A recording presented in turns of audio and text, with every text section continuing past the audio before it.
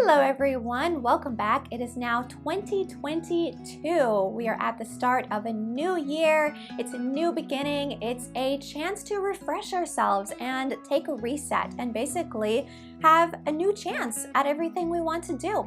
And I know that a lot of us, one of our goals at the beginning of every new year is to spend less and save more. So in this video, I'm going to be sharing with you a few money saving strategies that I have been implementing over the last few months as a minimalist. So if that sounds interesting to you, then stay tuned. But first, if you're new here, welcome. Thank you so much for clicking onto this video. My name is Diana and I am with The Joyful Dabbler. And here on this channel, I do videos relating to minimalism, meditations, and mindful living. So if that sounds interesting, then please make certain to hit that subscribe button down below. That would be fantastic. Thank you so much. And now let's get on into that video. Alrighty, my first tip, this is my foundational tip, and it is basically to know where your priorities lie when it comes to your spending. Is it most important to you to save money to pay off debt at this point? Is it important to you to have a beautiful home that you can enjoy every day?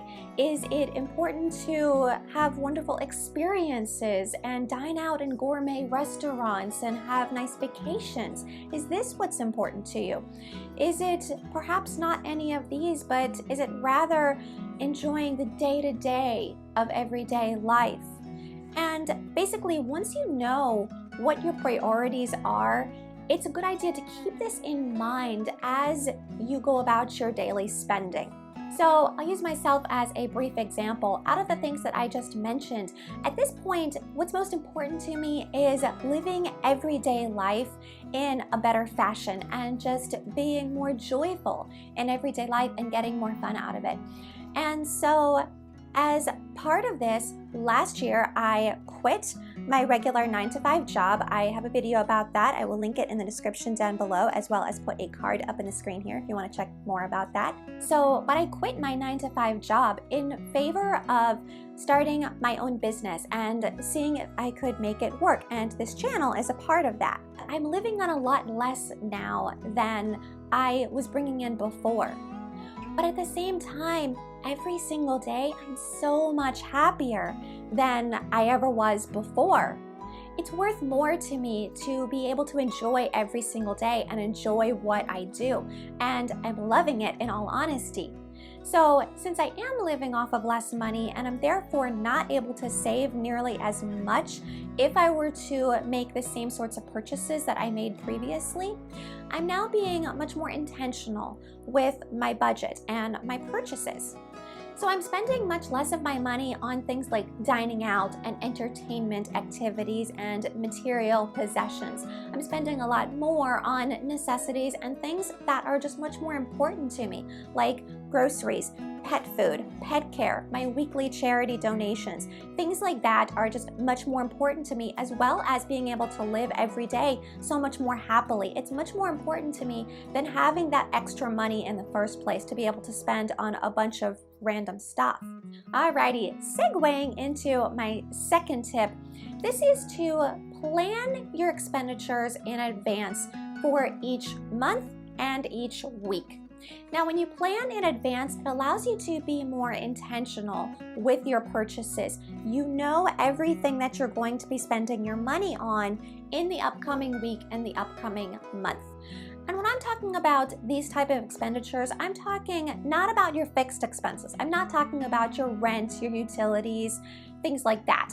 I am talking about items that you don't have a monthly bill for, or things that are discretionary. So take a look at your calendar at the beginning of the month or the beginning of the week and see, are there any particular expenses that you know you're going to have coming up? Is there any subscriptions or anything that's renewing that you don't want to be surprised when it rolls around? So, and the nice thing is, when you plan your expenses for the week, this gives you the choice not to go over your budget. And if something new comes up, then you can look through the rest of your expenses for that week and say, okay, is there something that's more or less important than this, and you can move things around. And if there's something that's less important, you can go ahead and postpone that purchase to a future time. It basically gives you more choice and more control over where you spend your money. And one method that I've been loving using is the Kakebo method. It is, I think, a Japanese method of tracking money. And basically you track all of your expenses that go out the door every single day by category, so you know exactly where your money's going. And this gives you a lot more control and choice over your spending. I apologize if the camera was tilted just a little bit slightly. I was looking in the viewfinder and I wasn't exactly sure, so I just adjusted it. So I hope that's better.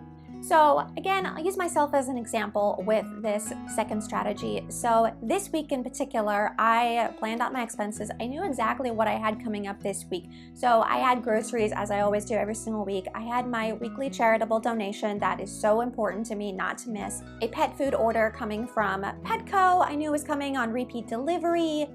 And my Sworkit membership. This is a new fitness app that I have been loving, and so I knew that I wanted to renew that membership.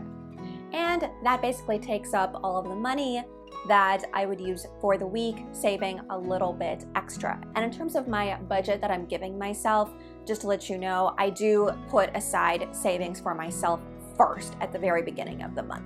And one additional little side note related to this one, any recurring monthly expenses or yearly expenses, it's always a good idea to make certain that you put those in your calendar, because I personally learned the hard way about this over the last few months. There was one monthly expense that kept coming through, and it was rather a large one, and I would always be surprised by it every single month because I didn't remember about the timing.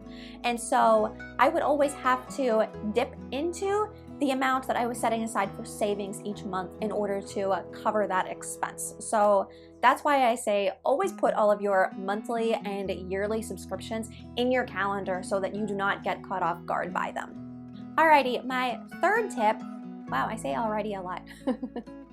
Tip number 3 is to repurpose things in your home. So what I mean by this is when you need something, rather than immediately going to the store or going online to make a purchase, see if there's some other object in your home that can serve that purpose, even if that's not what the object was originally purchased for. Again, I'll give you a few examples from my personal life. So when I go around vacuuming my house, there are kitty toys everywhere. I have 2 cats at home, so obviously toys strewn all over the place. So whenever I'm going through vacuuming, typically what I tend to do is basically just pick up all the toys in my arms and then deposit them in another room. So I was like, okay, it'd be really nice to have some sort of storage container to be able to put these in during the times that I'm vacuuming. So first instinct was to look online for a cute little storage container for the kitty toys, but I was like, wait, I can find something else in my house. So I actually had an Amazon box that was sitting underneath the cat tree that I basically had cut the sides off before because kitties love hanging out in boxes. So I decided to just take that box and put all the toys in it. It worked just fine. Another example that I have is at the end of last year, beginning of this year, I wanted a couple new planners for 2022.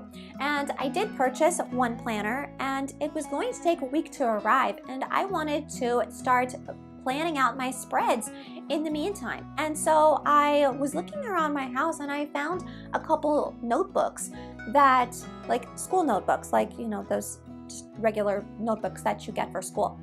And I had used only a few pages in them, so I decided to just go ahead and use these because it was almost a full notebook. I had 2 of them, and I ended up making each one of those into their own planners. So now I have 3 planners, those 2 notebooks, plus the planner that I had actually purchased originally. So I use all 3 of those for a different purpose. Tip number 4 is joining a local BuyNothing group. So I just learned about this myself about a month ago. I think it is fantastic. Basically, you can either go on Facebook and search for your local BuyNothing group, and it is going to be associated with your particular neighborhood. It's actually done by neighborhood. Or you can go to buynothingproject.org. I'll have that linked in the description down below for anybody who's interested. But basically, what this is it's a way to exchange objects for free. It's not bartering. So basically, the principle of this is to give objects a second chance at life. So how it works is if you have something in your house that you want to get rid of, say you're decluttering and you have a whole bunch of stuff that you want to get rid of and you're okay with giving them away for free and not selling them, you can go ahead and put them up in this group, and I almost guarantee you'll get lots of people saying, hey, I'd love to be able to take this, I'd love to be considered for this, I'd love to be considered for this. And not only that, if you would like to get something and you're willing to get it used, then you can go into the group and say wish, and you can put in the description whatever you are hoping to be able to get. And there's a good chance that other people will have whatever you're looking for and will be willing to either give it to you or let you borrow it. So this is a great way to get things without actually having to pay for something new. And again, these are based upon your local neighborhood, so you are going to be dealing with your neighbors and people that you know. It's not like an online marketplace. And just so you know, the items don't need to be in new or like new or very good condition. Basically, as long as there is some life left in an object, then you might as well go ahead and put it up on the website or on the Facebook group and see, hey, does anybody want this? Because depending upon what it is, there are likely going to be takers out there. My local group has everything from furniture to clothing to toys to things for babies and baby care. Basically, you name it, it's probably on there. And I will even find consumable goods on here as well. For example, if you go to the store and you purchase a 6-pack of applesauce and you open one and then you decide you don't need the other 5, and obviously you can't return it to the store, so you just offer it on the BuyNothing group, and I'm certain someone's going to want it. Just a few weeks ago, I saw on my local BuyNothing group a request to borrow a formal dress because the requester knew they were going to a couple formal events in this month, and they didn't want to actually purchase a dress for a few $100s, especially if they knew they weren't going to wear it that much. And so they basically just put up a request saying, hey, does anyone have a formal gown in such and such size that I can borrow for a couple occasions? And sure enough, there were several people who chimed in and said, hey, yes, I have something you can borrow. Hey, yes, here's something. And so things like that, seeing things like that in this group, it's a wonderful way to build camaraderie. It's a wonderful way to save money, to give and take. It's a wonderful way of neighbors helping each other, basically. And my last tip for this video is to see just how long you can make something last before purchasing a replacement. And I bet you can get a lot more use out of that product before actually having to fork out the money for something new. So again, I'll give you a few examples from my life recently. I had about a half a roll or maybe a little bit less than half a roll of paper towels left. So I do not use paper towels that often. I only use them for cleaning grease and oil out of pans after cooking, as well as cleaning the litter box. And I will admit, I tend to use a lot of paper towels when cleaning out the litter box because obviously it's not the most sanitary job in the world. But I didn't want to have to purchase new paper towels quite yet. So I figured I would see how long I could make this last, and I ended up using way fewer paper towels to clean the litter box than I typically do, which I was kind of surprised about. Secondly, I recently needed to buy a replacement for my toothpaste. I was running low on toothpaste, but I found myself squeezing that tube of toothpaste every single day to try to get out every single drop in there, and I realized that I actually had a week's worth more of toothpaste in that tube than I thought I did. So that is it for this video. Those are 5 minimalist tips that I have been using the last few months to help spend less and save more. So I hope you find these helpful and useful for your own saving and spending needs as well. Thank you so much for watching, everybody, and I will see you again next time. Bye!